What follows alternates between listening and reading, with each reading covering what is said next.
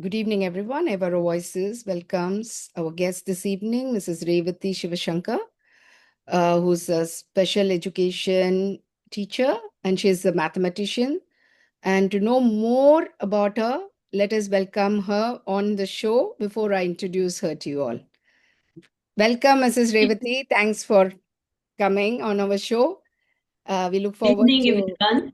good evening. Thank you so much. Thank you for making me have I'm me in honored. I'm honored to host you, actually. You're such this. a gifted person. She's Thank a you. wonderful human being and a gifted teacher because she deals with special kids, which needs more patience than knowledge. So, let me tell a few words about Mrs. Revathi before we know more about her from the guest herself. Mrs. Revathi Shivashankar is a special needs educator for children with difficulties in mathematics. She's passionately involved in making math a loved subject for every child. She has more than 40 years of teaching experience. Her first book, Math E-Magic, Opening Doors to Numbers, was followed by How to Become a Math Wizard, a multisensory approach to mathematical operations. Paper Folding and Fractions, a book on the importance of learning by doing, was followed by Story Time with Patti, which she co authored with her granddaughter.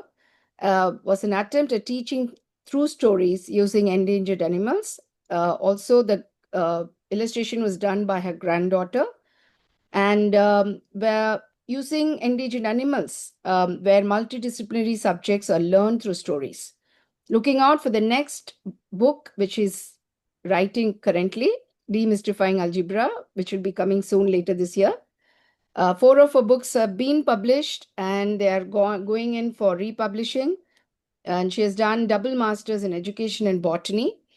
And she chose math as a medium to communicate with kids, I would say. We all know it is a known fact that the universe used math as a language to write the code of which the universe is created. Whether you take it astronomy, architecture, astrology, or biology or chemistry, nothing is without mathematics. Even a body, when we say 70% of a body consists of water, we use that 70%, which is math. So, everywhere around us in nature, also, we have got the patterns which nature unknowingly is creating with the underlying principle of math, which is the Fibonacci sequence. And every flower, every petal, there is a beautiful uh, energy and frequency and vibration that goes within every layer of nature. So let us now welcome our guest who is going to enlighten us this evening with her knowledge and her experience with the special kids and how they are doing so well in the world today. A good teacher can make anybody a superstar. So let us welcome our guru and thank you very much for coming on our show, Mrs. Revathi. Thank you, Nida. It's really been a pleasure talking to you and then communicating with you and doing this meet. So I'm really very, very happy about it. Thank you so much. It would not have been possible without you. So really, thank you No, very it much. is. It is. Thank you for your kind words, but you are truly a wonderful person in the sense that you have the. Not everybody can be passionate about something. It is your own journey which you're doing very well. But Yes, nobody takes it forward. It's the universe conspires to create everything that is happening, Amma. thank you. Yeah, please, Uh, please tell me uh, more about your passion for math and your experience with the kids. sure. Actually, I was born brought up in Delhi, and Delhi being in Delhi in the 60s, it was something very different from what Delhi is today now, probably. Yes. So we had to. I mean, we had only higher secondary, so it was just 11 plus 3 plus 2. So within the 15 years, we were master. We had a master's degree. It's not that it was just a master's degree. We did work very hard, and I was keen on doing botany at that time because the Delhi University the head of the department of botany was very well known, world known he was. So I really wanted to be in that department to learn more about his innovations and all that. So I finished my MSc in botany in 1967. Then I just wanted to work for at least a year, so just to see what working. And the most important thing I thought of was being a teacher, because I had, I've been with teachers and with friends, so that's the most profession I thought. No, that I didn't know much about it. So even during the interview, they were. I had studied in one of the branches of the same school for which I up for a job, and this was supposed to be a PGT, postgraduate teacher's job, that you had to teach children who were 10th, 11th, 9th, 10th, 11th grade. So they were, all grown up kids. So the basic thing everybody in the interview board asked me was, you don't have any experience. You are very young. How do you think you manage? So my simple answer was, I, I'm a student of yours, sir, and if somebody has given me a chance, how will I get an experience if I don't get a chance? So if you don't want to take a chance with me, I don't think I'll get an experience unless somebody really believes in me. So I thought it was, that's what I thought of. So I thought, okay, fine. Everybody's are so many experienced teachers. Maybe I can get it, fine. That's what I told my father. But the same evening, I got a call from the principal saying that, can you join from Monday? That was such a big surprise for me. So I said, I have to prove to him that I am capable. And the year went off extremely well. I think the age being closer with the students, we sort of understand their problems, rather than somebody who is in another generation, sort of. So I think we gelled well. It went off very well. So I realized that I have the capacity to teach. So I really started that as my most important part in my life, that I should be a good teacher. So, of course, initially I was teaching biology because I was a postgraduate in botany. And then from there, I just took a circle. Then I went to, after this 1 year of teaching, 1.5 to 2 years of teaching in Delhi, I got married and I went to Dehradun. So there my kids were very young. So I just gave up my teaching teaching profession. I just concentrated on bringing up my children. So then we came to Bombay. And then by the time my kids were all grown up, in the sense they were all going to school, then the bug started. Why don't I teach again? So I joined a school which was close by to my residence. So I would be home by the time the children came. And there again, I was appointed as a science teacher. And Bombay most schools had SSC at that time. So many boards hadn't come up.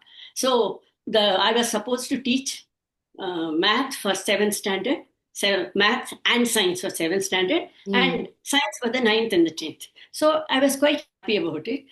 The one important thing was, I was always wondering why people don't like math, or why they scared.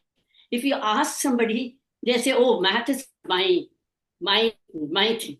And who says that math? If you can do math, you are very intelligent. There is no connection between. It's one of the aspects which, if you teach well, maybe people get interested. And I was looking at teaching of mathematics from outside, not as a math graduate. If I had been a math graduate, I would have also gone into the same thing, but same way of teaching. I was thinking that teaching mathematics is something done in a very, I don't know, I didn't like the way it was operated. Yes. Because it was always thought, oh, if you can do math, you are the most intelligent person. And then there was a blackboard and a white chalk. That was all there was in the math class. And there were numbers everywhere on the blackboard. So I thought the base is not there for the kids. And because the base is not there for the kids, they are not able to learn or take interest in the subject.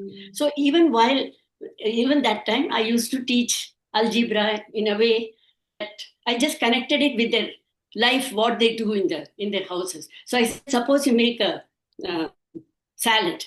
So you see all the ingredients that you have put, what fruits you have put in that. So if you suppose you don't like a particular fruit, you can take it out. But you will be able to see all the fruits. But if Yes. you are having a jam or a jelly on your toast, you don't know what fruits have gone into it. It Mm. just becomes one. So it's the same way algebra is like making salad or a jelly. Salad means it's addition and subtraction. All things will be seen. They will Mm. all be, if there is 2A plus 3AC, it will be 2AB plus 3AC because there are different fruits. Mm. And it was jelly multiplication, they all go together. So they will all be, if it is 2A plus 3B, it will into 3B, it will become 6AB. There won't be any plus minus sign. So basically, the idea was for them to understand whether they are doing, how they do addition, subtraction, and how they do multiplication. So Right. that sort of, I think, so the kids got very interested. So whenever we will start doing some jelly, jam, or this Mm. is salad, that's how they used to sort of Understand. They used this to understand the actual exactly. math aspect. Yeah. Okay. Mm. So and so that was the way I was teaching everything, like give them something to connect with what they Yes. are. So the principal, well, my headmistress was walking around, and then she one day called me and she said that our math teacher is leaving the school. She's getting married. So I want you to take up the 10th grade. So and 10th grade. I said no, because 10th grade, after that, they had to go to junior college, and the marks were very important. I Mm. said, I'm not a math graduate. I won't. She said, no, just do it for a short while and then find a new teacher. That was just to make me start because they didn't bother to find a new teacher. I was put into the math in the 9th grade, but I managed. I did. I mean, it was a challenge, sort of. Then I found that the students were very interested. Some of them even left their tuitions, and they said that what you're doing is more than enough. We understand very well. So we will work at home with your teaching rather than go to. So that's how from botany MSc I came to teaching math. And there I found that I really loved numbers.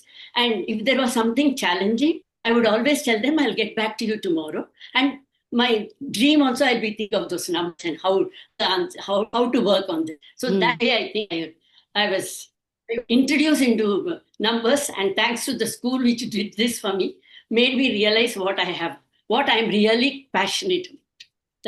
That's how my journey has been.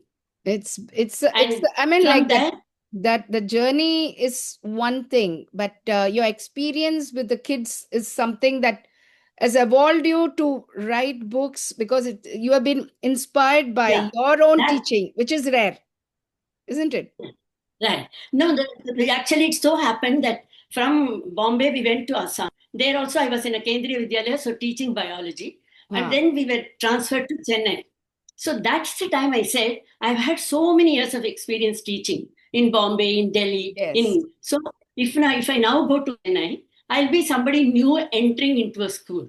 And I don't want to leave teaching. I want to teach, but I Mm. don't want to be some teaching some classes which I may not really enjoy Yeah, doing. yeah. So I was my cousins were in Chennai who were doing.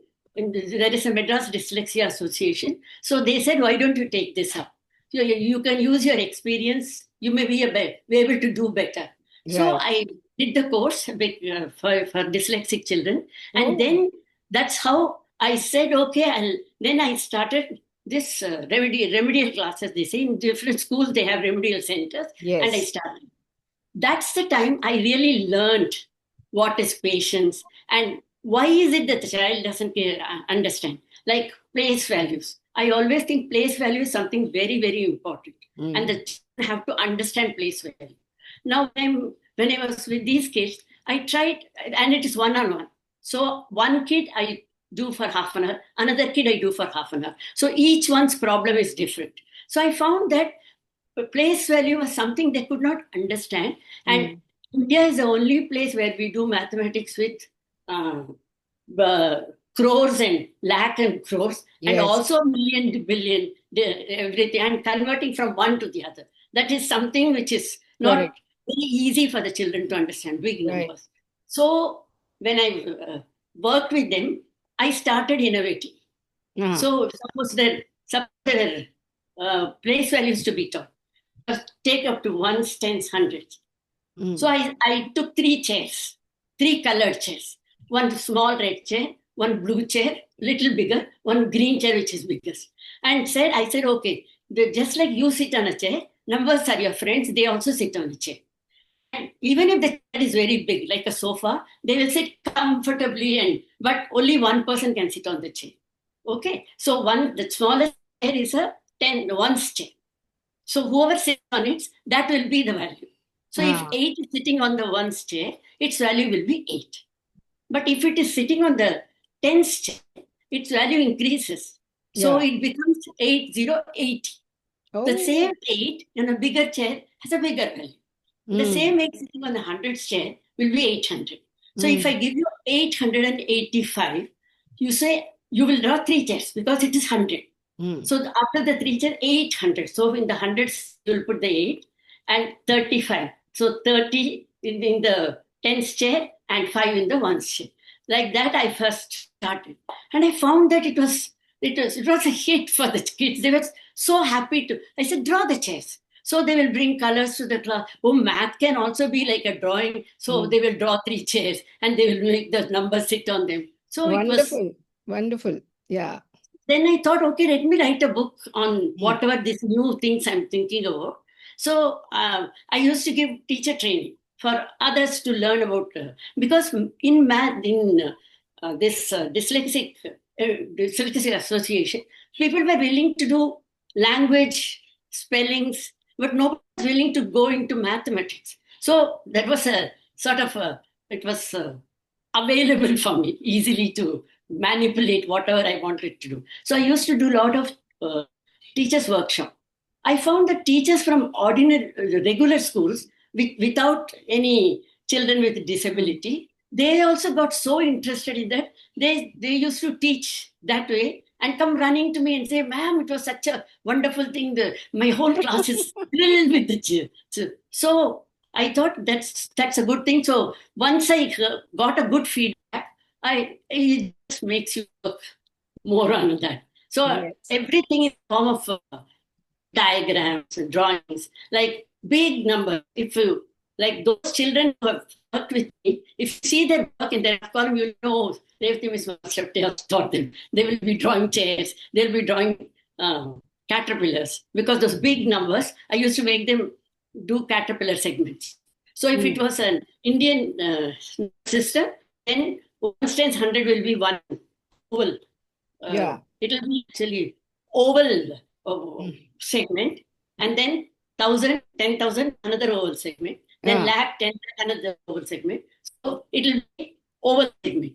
Yes, if it was in the form of a billion, so it's all 3. So hundreds, thousand, so 100,000. So that will be round. So the shape of the caterpillar will change. So suppose you give them a big number, 3, 4, 7, 5, 8, 6. So say maybe so many digits if you give it, and then they will be able to tell you what the number is in the Indian system as well as in the in the international system. So they could transfer one to the other. That was something even the parents found that how did they manage to learn this so well? So not one of them would make a mistake. That sort of, it was just interest, because I'm going to do a caterpillar. Either it's a baby caterpillar or it's a big caterpillar. Big caterpillar. Big caterpillar. Big number means big caterpillar. It's grown. When it's a baby, it's a small caterpillar. It still has to eat and become bigger. That's just like life. What you do, you just make the numbers also your friends, and then do that. So that is how I came to the books. That's wonderful. Can you enlighten us more about the latest book that you're writing, Demystifying Algebra, before we close this episode on math? And please be prepared, because we are going to have the next episode also with Mrs.Revathi Sivasankar.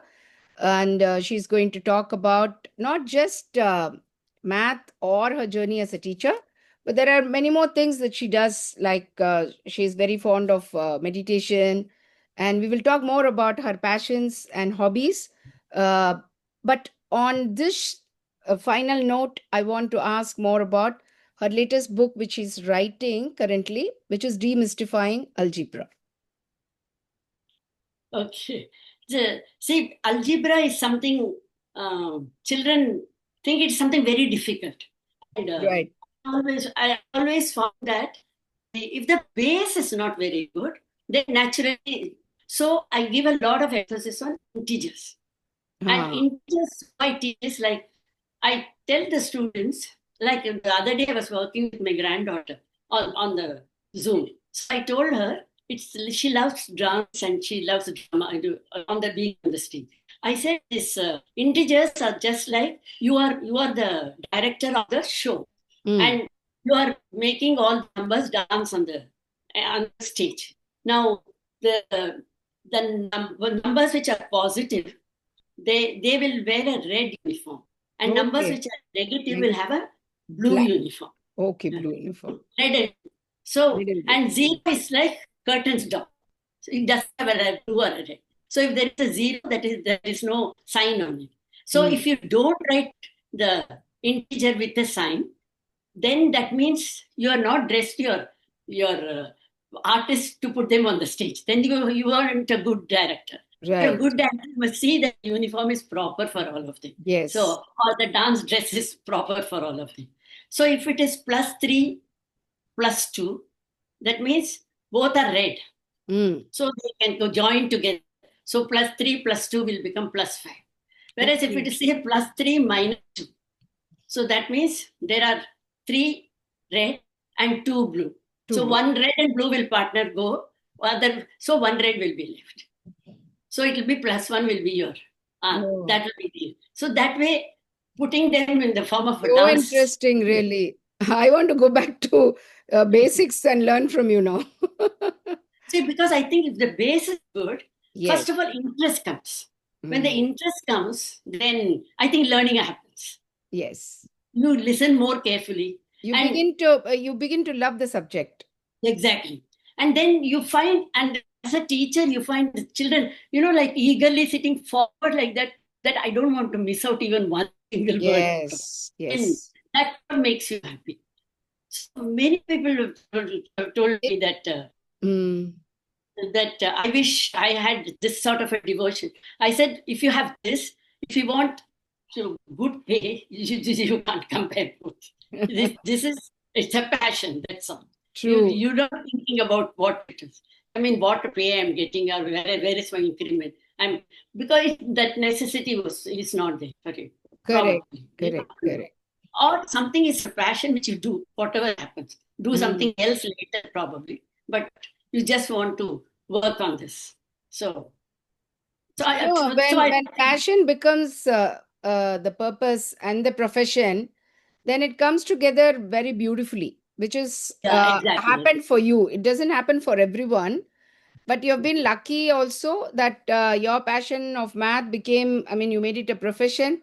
From there, it's become your purpose now that you're writing books and guiding more teachers, and parents also need these kind of books to teach at home, Right, right, true. because they also, Because as math parents, we is go back to learning. That's how right, that's exactly how these things true. happen actually. And there is so much of pattern in mathematics, you don't see the pattern. Once Yes. you show the child the pattern, sometimes they themselves teach you so much. Right. Something you Right. may not have thought of, they Mm. think of some things which, so you're learning. So Yes. learning seems to be a continuous process. I'm Yes. not saying I know everything. It's actually sometimes you teach me. Yeah. The way they do it, sometimes I wonder how did they do it. Then when I ask them, they say, "Oh, I see. So you can work this way also." Right. That. Right. Right. So we are also learning. It's not so we at least that keeps you young. Mind keeps you young. Very true. Very true. Thank you so much for joining us on the show. It has been wonderful. Evara Voices is our channel name. It means God's gift. Okay. And you are truly a God's gift, and dealing with children who are special to God.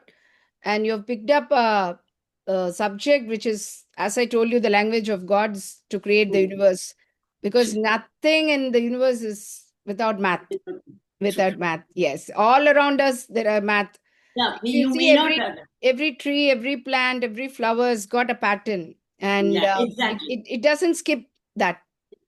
You have to learn to look for it. So that's what Yes. we will do next time. Next one, I'll tell you about some of my students, what they were and what they are now. No, So I that thought, that is going to be your next book. Yeah, the yeah. success, my success as a teacher. I've already given the title. So we hope the three books that I've requested you to write are already in process, and very soon we'll be seeing it Thank you. getting published.